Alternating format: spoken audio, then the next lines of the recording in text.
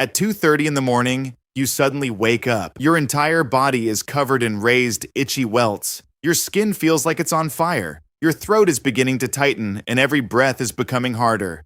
Just a few hours earlier, all you had eaten was an ordinary steak dinner. You assume something was wrong with the food, but the tests at the hospital reveal a truth that completely overturns what you thought you knew. The thing that nearly killed you wasn't the steak. It was the tiny white-spotted creature that bit you while you were raking leaves in your backyard several weeks ago. The bite was so painless that you forgot about it within minutes, but your body didn't. That single bite had already planted a biological time bomb. How can a bite that healed weeks ago suddenly turn an ordinary steak into a life-threatening emergency?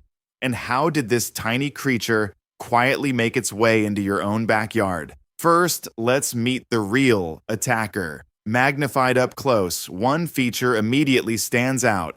A bright white spot in the center of its back, almost as if someone placed a drop of white paint on it. This is the Lone Star tick. Years ago, it was found mostly across the southern United States. But as temperatures have warmed and wildlife has expanded into new areas, so has the Lone Star tick. Today, it can be found across much of the eastern and central United States, and its favorite hiding places are often much closer than people realize. Beneath thick layers of fallen leaves, inside dense shrubs, along the border where lawns meet the woods. You may wonder how it managed to cross your fence in the first place. The answer is simple: deer, stray animals, even your own dog or cat. To a Lone Star tick, they're free transportation, carrying it straight from the forest to your backyard. Most people imagine ticks as lazy parasites. They cling to the tip of a blade of grass and simply wait for something to brush past. The Lone Star tick is different. It's a much more aggressive hunter. Most ticks rely on a strategy called questing. They climb onto tall grass, stretch out their front legs, and wait patiently for a host to pass by. But the Lone Star tick often goes a step further. Its sensory organs are remarkably sensitive.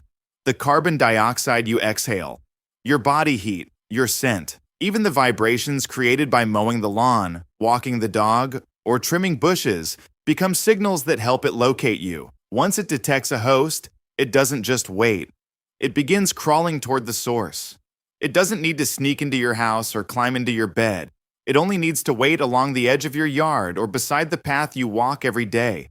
As you pass a patch of shrubs, it quietly climbs onto your shoe or pant leg, then slowly crawls toward the thinnest areas of your skin. What's even more disturbing is that the bite itself is almost impossible to notice. Its saliva contains anesthetic compounds that numb the skin, along with anticoagulants that keep your blood flowing. Most people never feel the bite at all. Yet within those few silent seconds, a cocktail of molecules enters your body. Weeks later, those molecules may completely reprogram your immune system. Now we can answer the biggest mystery. Why steak? And why does it happen in the middle of the night? The answer is a sugar molecule called alpha-gal. Beef, pork, lamb, all naturally contain alpha-gal. Humans, however, no longer produce this molecule ourselves. Normally, that's not a problem. When you eat meat, alpha-gal passes through your digestive system and is broken down without triggering an immune response. The problem begins with the tick bite. When a Lone Star tick feeds, alpha-gal contained in its saliva enters your body directly through your skin instead of your digestive tract. Your immune system encounters it for the first time and mistakes it for a dangerous invader. In response, it produces IgE antibodies, specifically designed to recognize alpha-gal. Once those antibodies are made, they can remain in your body for months or even years. Weeks later, you've long forgotten the tick bite. One evening, you enjoy a steak or pork chop. This time, alpha-gal enters through your mouth. It moves through your stomach, into your intestines, and is gradually absorbed into your bloodstream. That process takes time, typically 2 to 6 hours. So the meat you ate at dinner may not reach your bloodstream until well after midnight, and that's when everything changes. As alpha-gal begins circulating through your blood, those waiting IgE antibodies immediately recognize it. Your immune system launches a massive attack. The result is an allergic reaction that often begins while you're asleep. This condition is known as alpha-gal syndrome.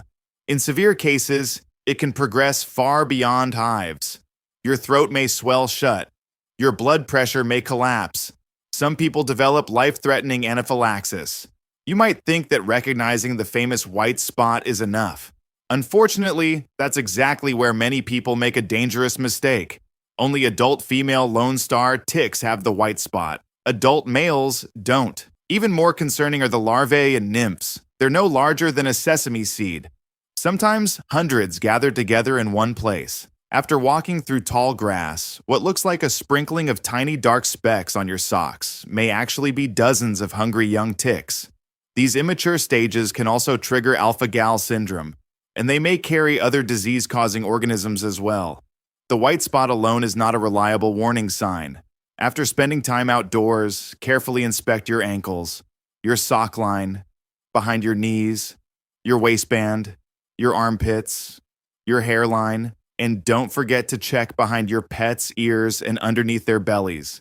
If you find a tick attached, the next 30 seconds matter. Don't panic, and don't crush it. Your goal is to remove it safely without causing it to release additional saliva into the bite. Avoid 3 common mistakes. Don't pinch it with your fingernails. Don't burn it or try to smother it with alcohol or petroleum jelly. And don't twist it while pulling. All of these methods may increase the chance of mouthparts breaking off or stimulate the tick to release more saliva. Instead, follow 3 simple steps. Use fine-tipped tweezers to grasp the tick as close to the skin as possible. Pull upwards slowly and steadily without twisting. Then disinfect the bite area and take a photo so you can remember the date and location of the bite. If over the following weeks, the bite becomes unusually inflamed, or you begin developing unexplained hives after eating red meat or dairy products, show that photo to your doctor. Removing one tick solves today's problem. But the bigger question is this: why are they living in your backyard in the first place? The best defense isn't spraying your yard with chemicals. It's eliminating the habitat they depend on. 3 simple changes can make a tremendous difference. First, remove damp hiding places. Clear away piles of leaves, rotting wood, and dense weeds. Lone star ticks thrive in cool, humid environments. Sunlight and dry air are among their greatest enemies. Second, create a 3-foot-wide barrier between your lawn and nearby woods using gravel or wood chips. For a moisture-loving tick, that hot, dry strip is almost like crossing a desert. Third, protect your pets and reduce wildlife activity. Keep pets on veterinarian-approved tick prevention. Trim dense shrubs around your home. Discourage rodents and other wild animals from gathering near areas where your family spends time. The goal isn't to turn your backyard into a sterile laboratory.